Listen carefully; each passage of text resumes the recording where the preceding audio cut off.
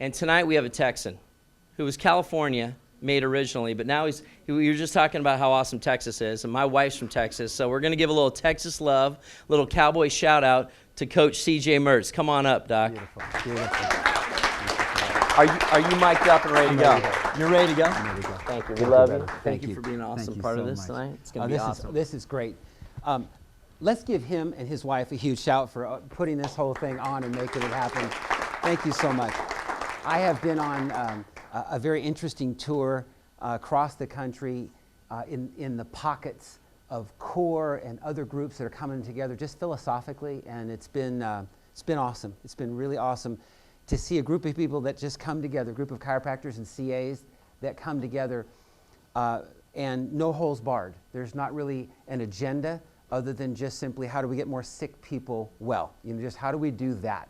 And so thank you for letting me be part of that.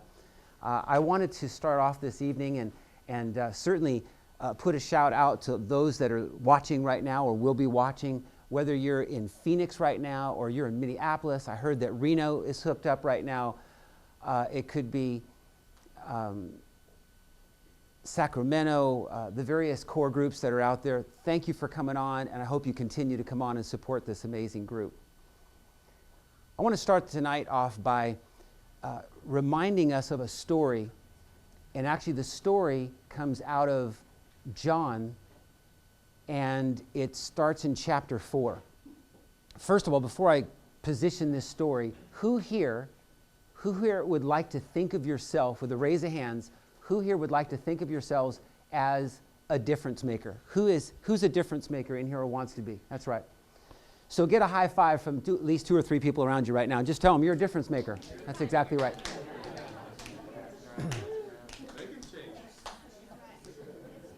Awesome.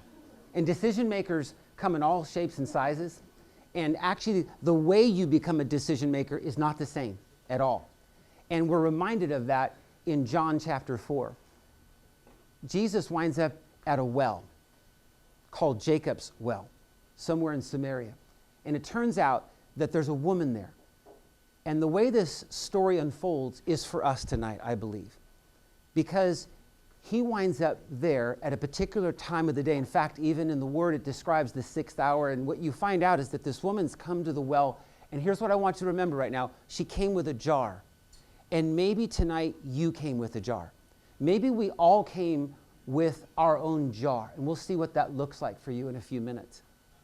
But she came with a jar, and why wouldn't she? She came to go get water, and that's what she does.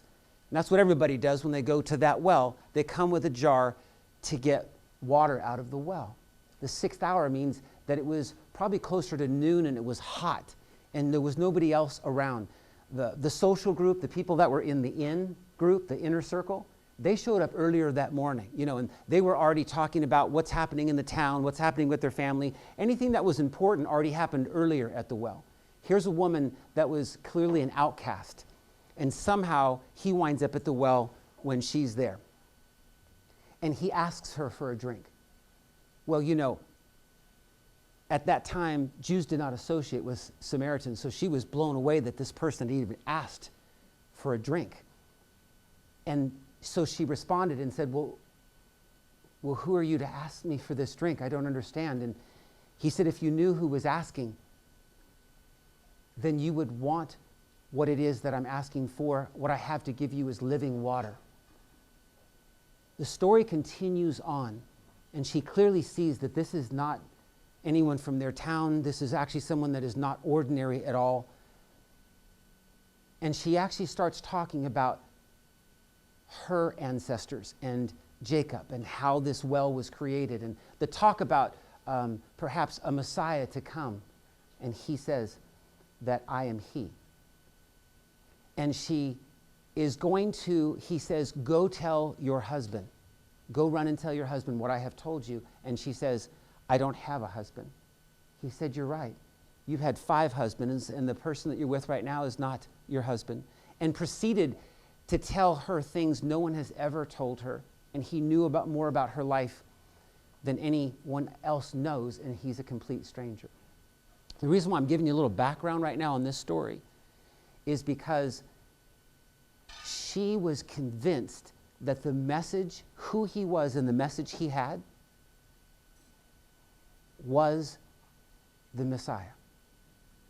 And somewhere around verse 20, 28, she runs back to town. And watch this now. She left her jar there. Now, why did she go to the well? To get the water that she thought she was going to get. See, we come to programs like this, and whether you know it or not, you come, and it's not typical. It's never the same in terms of the speaker, but it may be that you come with a certain jar to a certain well. And what I want you to understand is what happened to this woman. See, she came with her jar, and she came to that well, and she came for that water. But the word says she left her jar there, ran back to town. Now, how many of you get she's an outcast?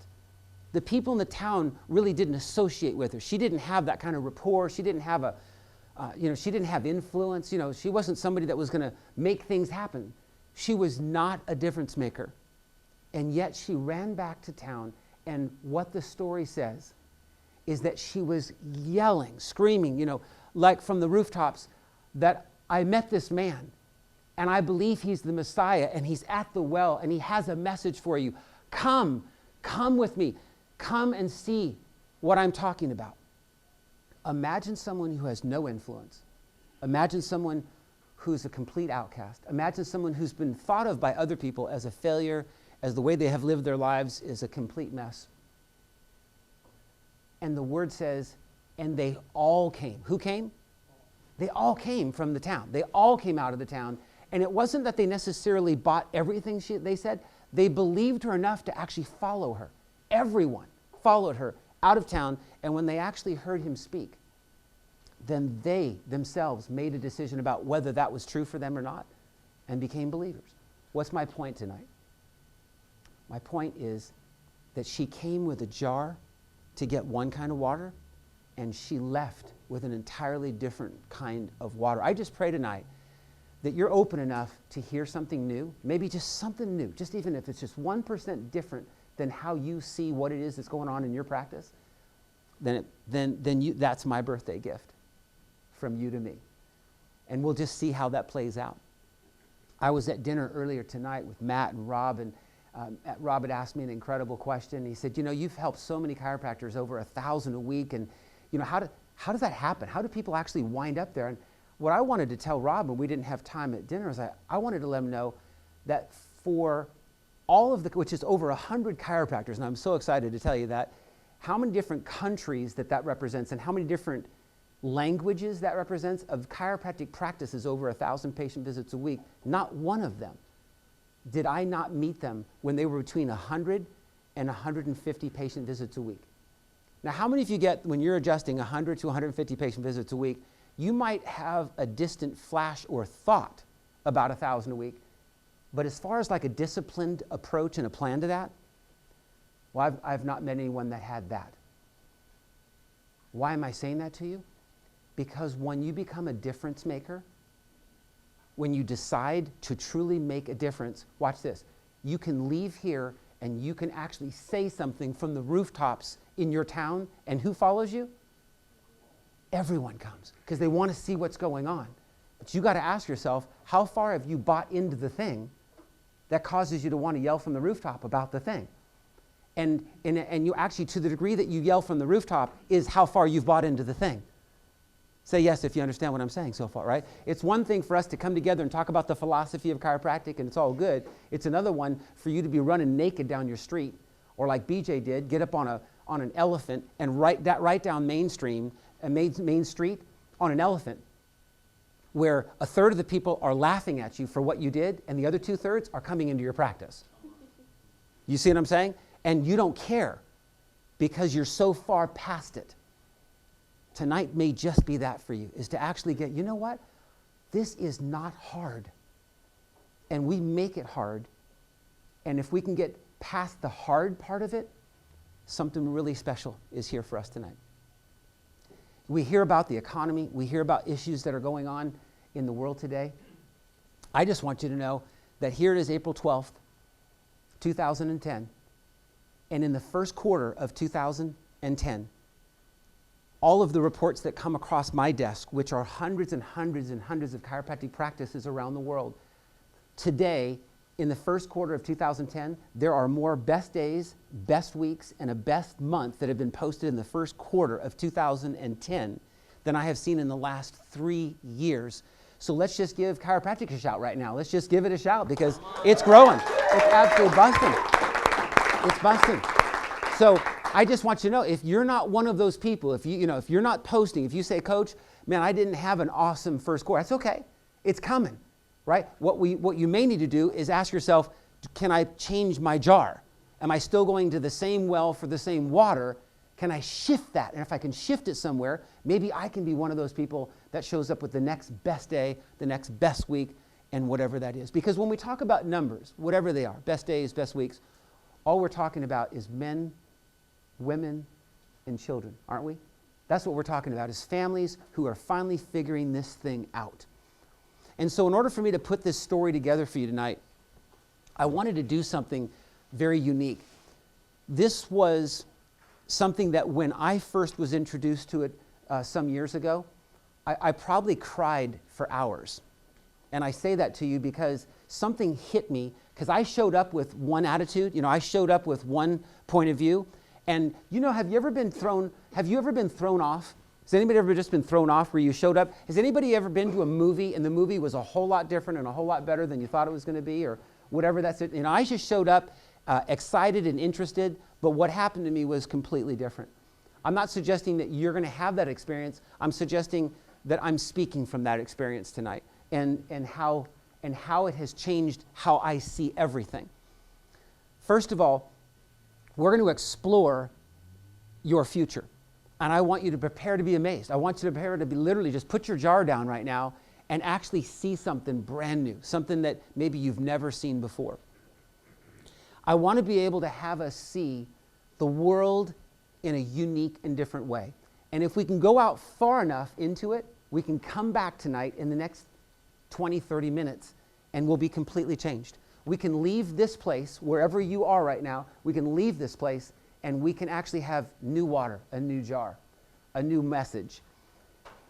This first principle in chiropractic has been a mystery to me, has been exciting to me, has never ever finished for me. It's like a puzzle that's got pieces that didn't fit, I've always been so enamored by this. And one of the reasons why was I remember sitting down and talking with a couple of legends in chiropractic about this first principle.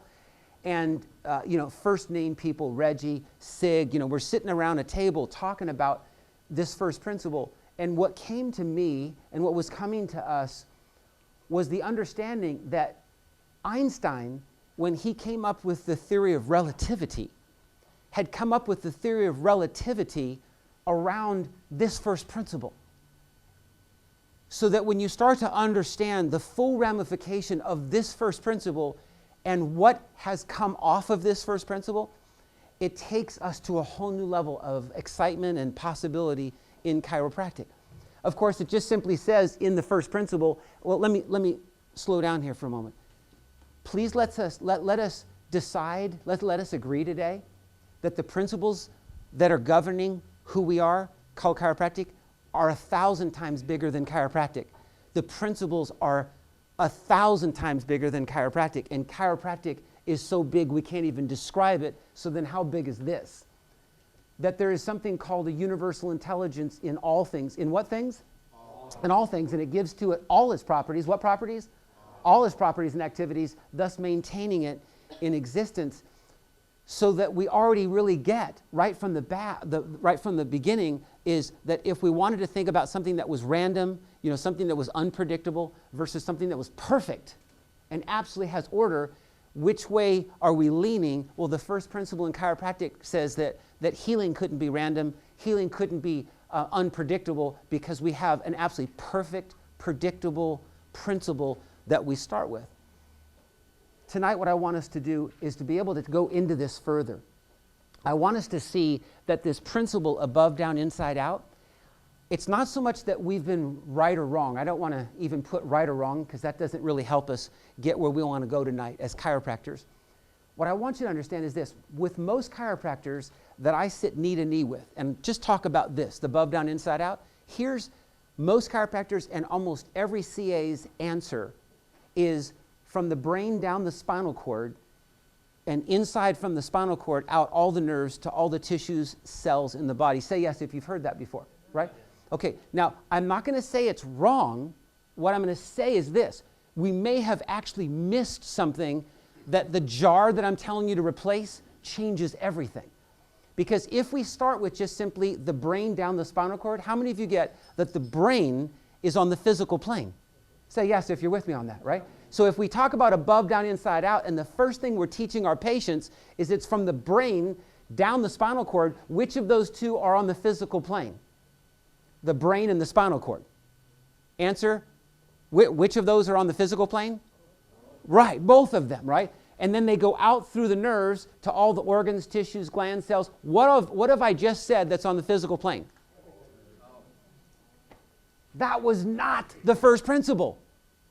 What did the first principle start off with? There's a what? Universal. And we missed it.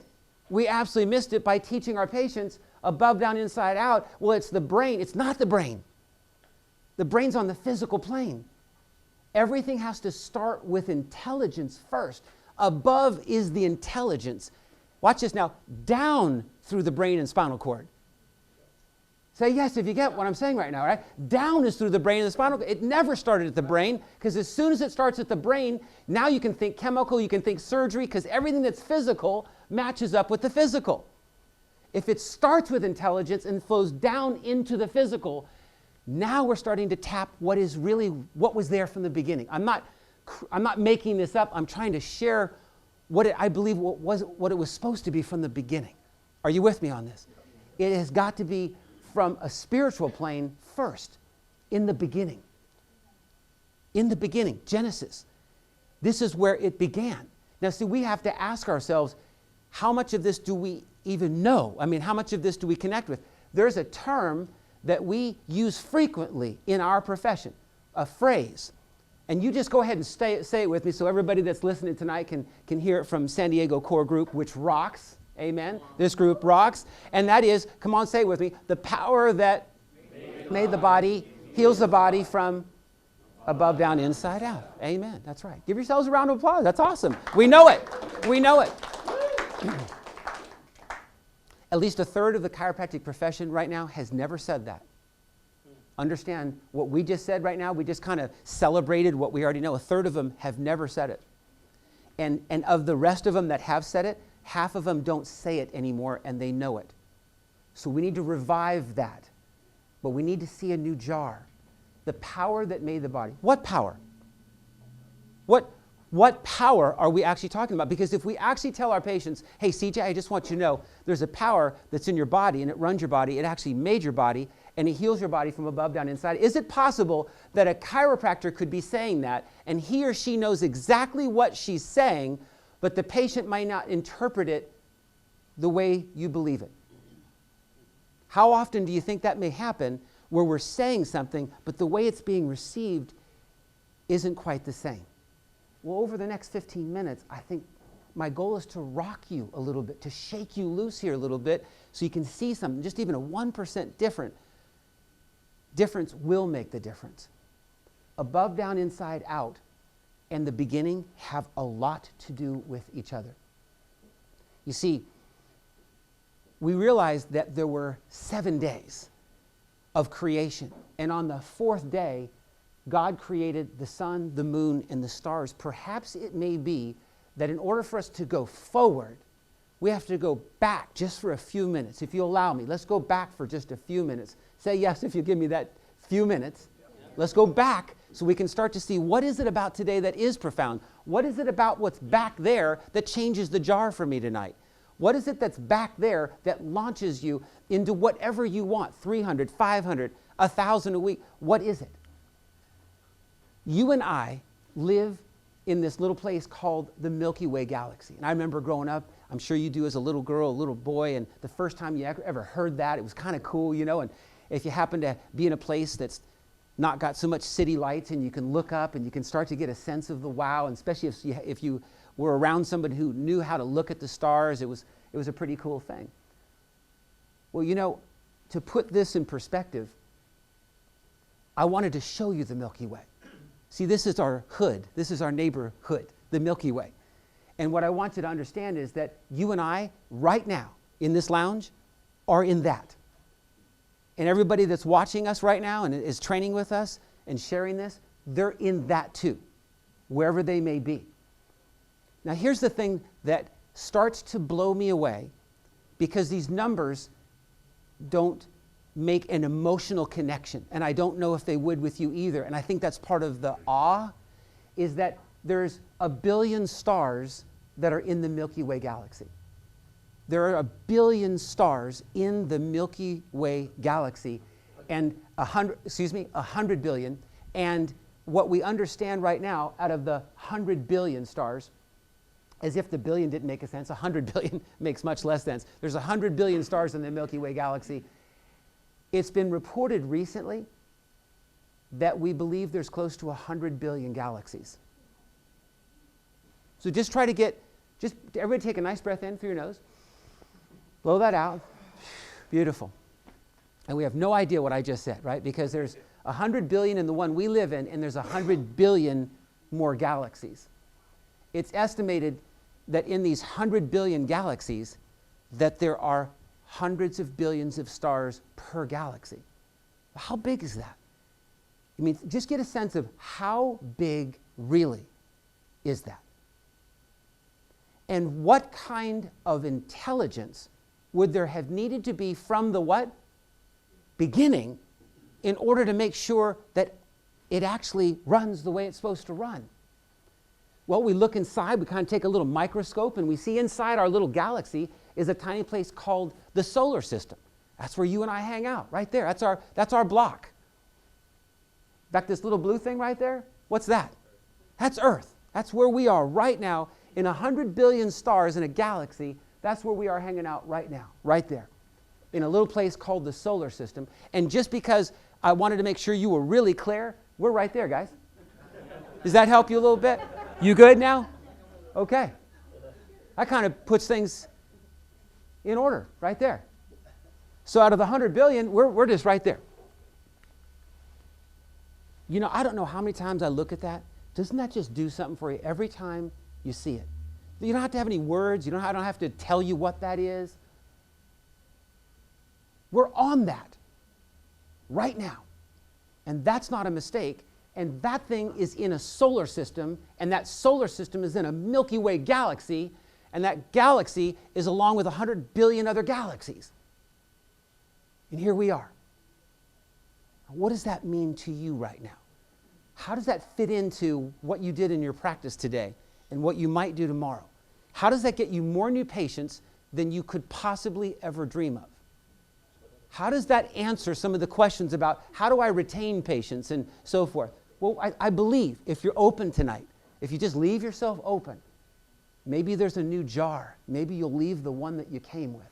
We'll find out that the way in which this came about is exactly how the big practice comes about as well. A little bit more about this place. The Earth is 93 million miles from the sun. You know, I want to make sure that we get how big this thing is, so that when you understand and come back to our principle isn't smaller than this. Our principle is built on this. Say yes if you're with me, all right? So it's 93 million miles away from the sun is the Earth. Now, why is that so important? Why would I bring up 93 million miles? Because of something like that. And what is that called? That's the sun, right? And that is what it actually looks like if you get close enough to it. This molten lava, 10 million degree heat surface. I want you to understand something. If the Earth was any closer to it than 93 million miles, we would burn up. And if it was any further away than 93 million miles, we would freeze. Now, do you think that's a coincidence? Is that just doggone lucky? I mean, that we're 93 million miles away from that thing. Who's happy about being 93 miles away from that thing? Yeah, because, 91 million miles, we're burned up. 95 million, we're a block eyes, We're out here at 93 million miles, right? How cool is that? And we didn't have anything to do with that, right? We're flowing in something that had everything to do with that. We're flowing into something that had everything to do with that. Furthermore, just to put this in grander scheme, the Earth is rotating right now at 1,000 miles an hour. That's why we come around 24-hour days, right? It's rotating at 1,000 miles, and then watch this now, and revolving around the sun at 67,000 miles an hour. Y'all feel that right now? Is anybody here getting a little vertigo? By the way, I am one of those guys that's not good on a boat, out in the ocean. I was talking to Matt earlier. I just absolutely love water skiing, especially on a glassy day, right? But, if I get out into the Delta and I get out into the bay, I'm just one of those guys, I'm good for fishing, is what I'll just say. I'm just, I'll chum. But what's incredible is the Earth is rotating at 1,000 miles an hour and revolving at 67,000 miles an hour. And that allows us to be here.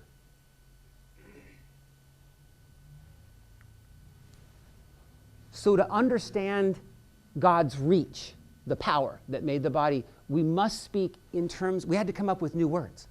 We had to actually come up with new words, not chiropractors, but us as human beings. We had to come up with new words, and the new word is light years.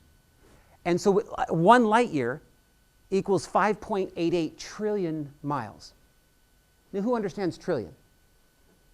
Right, we're that far in debt and nobody understands that, at all, right? So 1 light year, 5.88 trillion. I want to put this in grander perspective tonight. Because you remember I showed you that picture of the Milky Way? Let's go back. From one end to the other, this is not a homework assignment, it's not a test. I'm just asking, how many stars are in that thing?